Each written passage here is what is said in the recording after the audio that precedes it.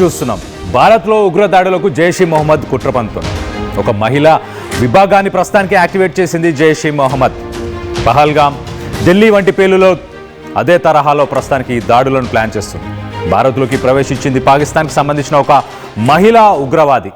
LOC దగ్గర ఈ మహిళని ప్రస్తుతానికి ఇండియన్ ఆర్మీ అదుపులోకి తీసుకుంది. ఇండియన్ ఆర్మీ అధికారులు ప్రస్తుతానికి ఇన్వెస్టిగేట్ చేస్తున్నారు.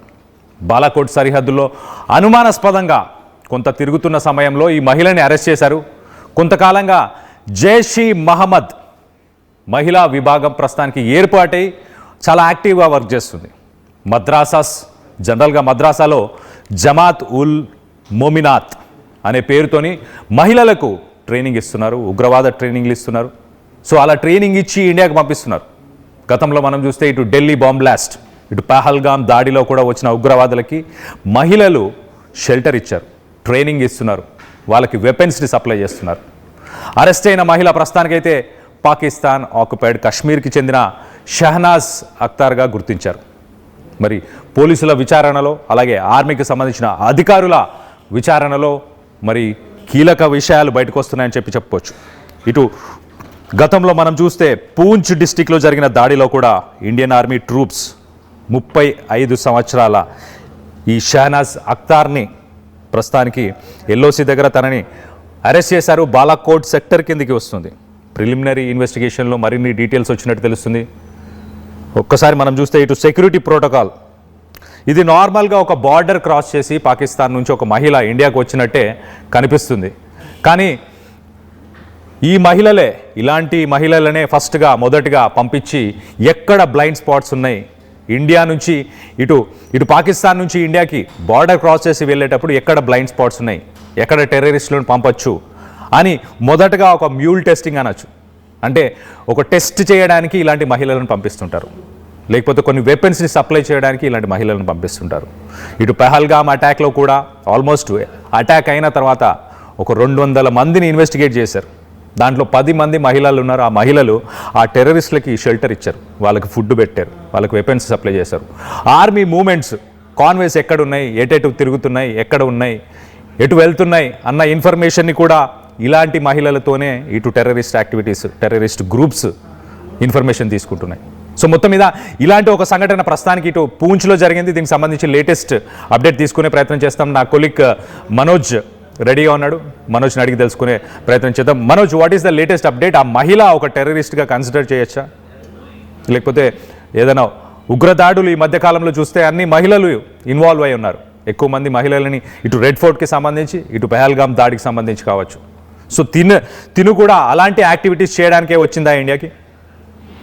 So as of now Kalyan, confidential information ప్రకారంగా ఎప్పటికప్పుడు రా ఏజెన్సీలు కానివ్వండి, లేకపోతే ఎన్ఐఏ కూడా పచ్చిగడుతోంది. ఎక్కడికెక్కడ టెర్రరిస్ట్ యాక్టివిటీస్ మనం చూస్తున్నాం. Operation Aakar, operation Shiv, operation ఇంకా చాలా ఆపరేషన్ జరుగుతున్నాయి.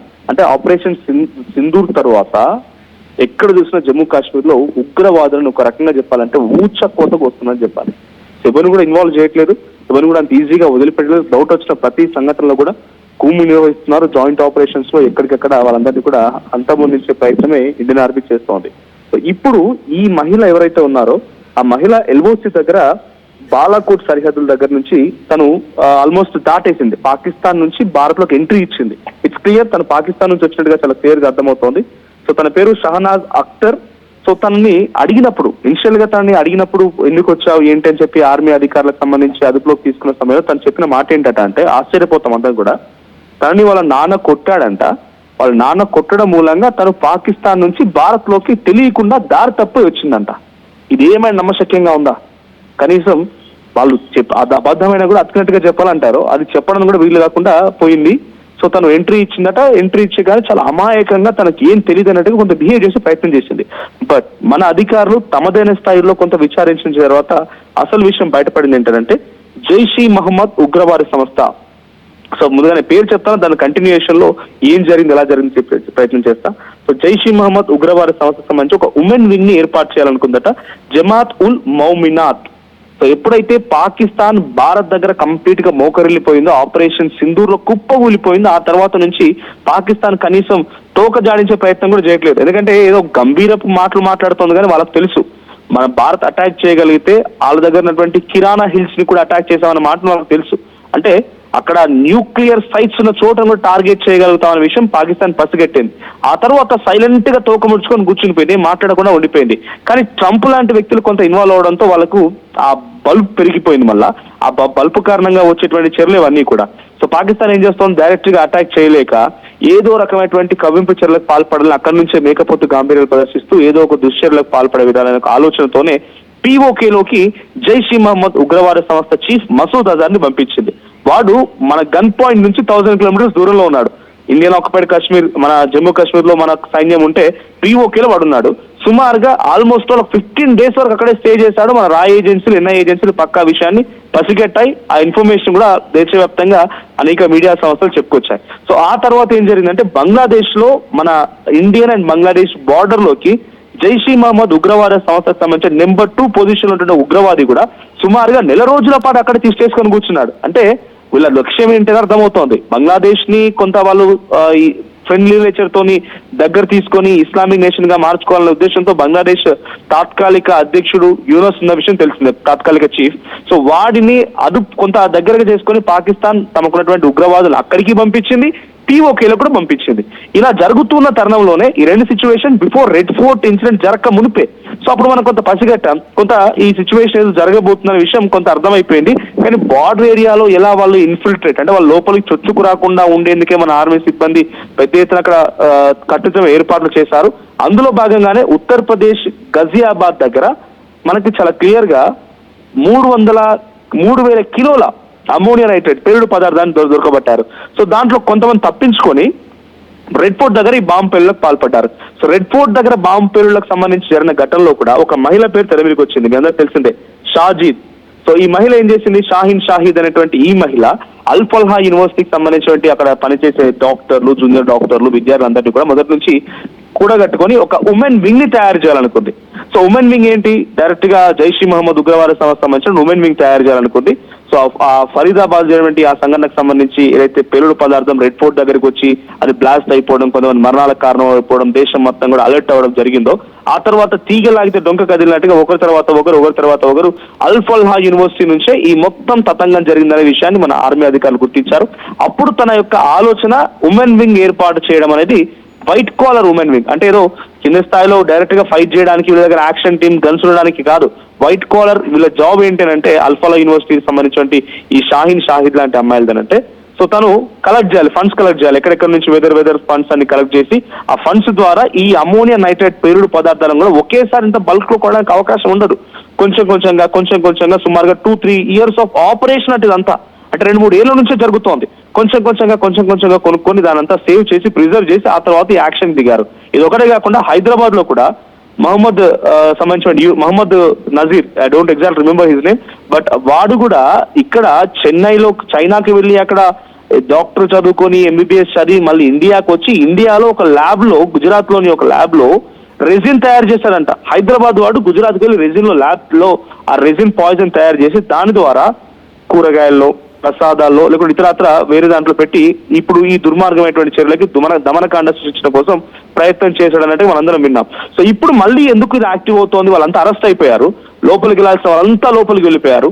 సో అందరిని అరెస్ట్ చేశారు పోలీసులు, వాళ్ళ కస్టడీలో ఉన్నారు, విచారిస్తున్నారు, ఇంకా ఏమైనా ఉందా అనే విషయంలో చాలా లోతుగా పోలీసులు మొత్తం గమనించే ప్రయత్నం చేస్తున్నారు. ఇప్పుడు మళ్ళీ ఈ సిచ్యువేషన్ చోటు చేసుకోవడం గల కారణం ఏంటి, ఈ మహిళ ఒకరు లోపలికి ఎలా వచ్చారు ఏంటి అని అంటే కనుక బంగ్లాదేశ్ లో భారతదేశానికి వ్యతిరేకంగా పెద్ద ఎత్తునాదాలు కొనసాగుతున్నాయి.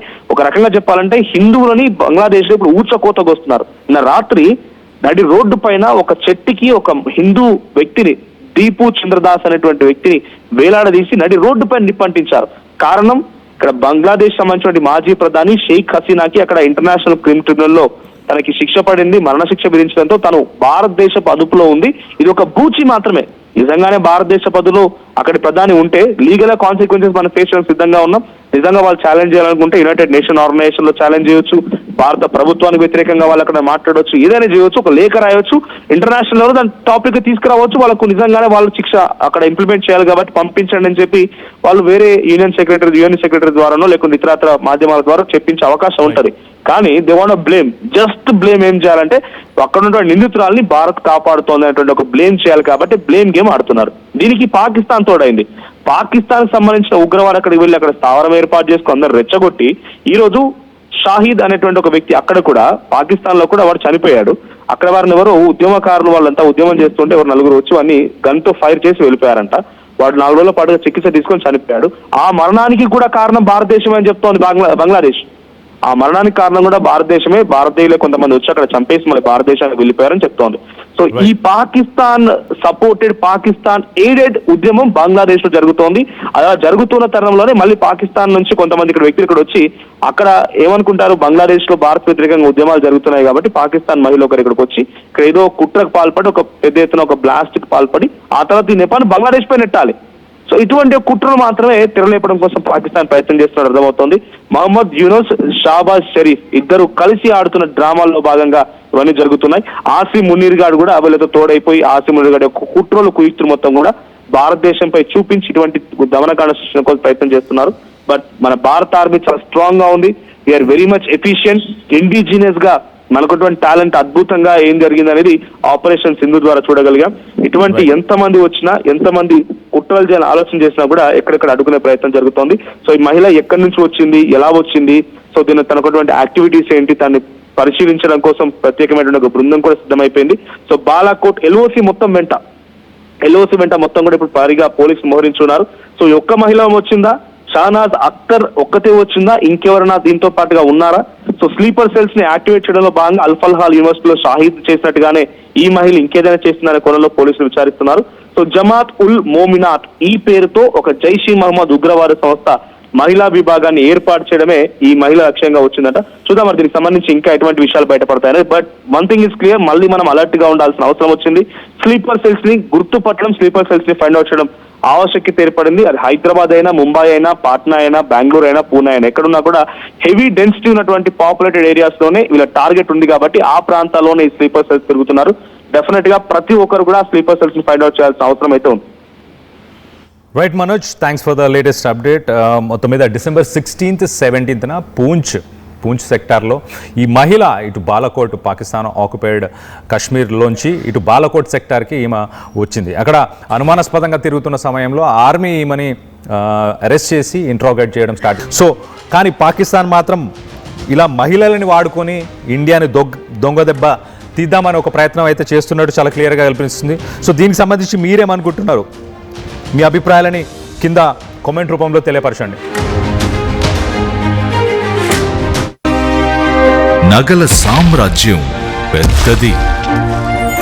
మన వేడుకల్లో నగల పాత్ర పెద్దది.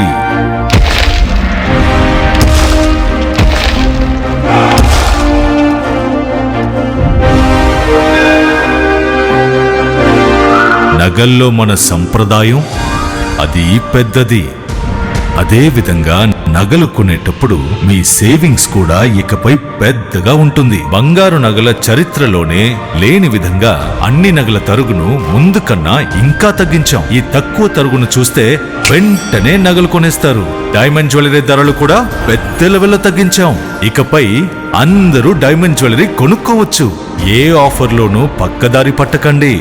Compare compare compare. ఇక్కడికొచ్చి కంపేర్ చేస్తేనే తెలుస్తుంది మీకు ఎంత పెద్దగా డబ్బులు ఆదా అవుతుందో అని. డబ్బులు ఎవరికి ఊరికే రావు. ఇప్పుడు షాద్ నగర్ వైపు ఉన్న స్వర్గసీమ వెంచర్ లో ప్లాట్ల పండగ వచ్చింది. నూతన వెంచర్ అమేయ రూపంలో అప్రూవ్డ్ ప్లాట్లు, resort facility, reasonable price. Swargaseema వారి నూతన వెంచర్ అమేయ. జలుబు, తలనొప్పి, మోకాళ్ల నొప్పులు మరియు నడుము నొప్పి వీటన్నిటికీ ఒక ఆయుర్వేద ఉపశమనం శాస్త్రీ బామ్.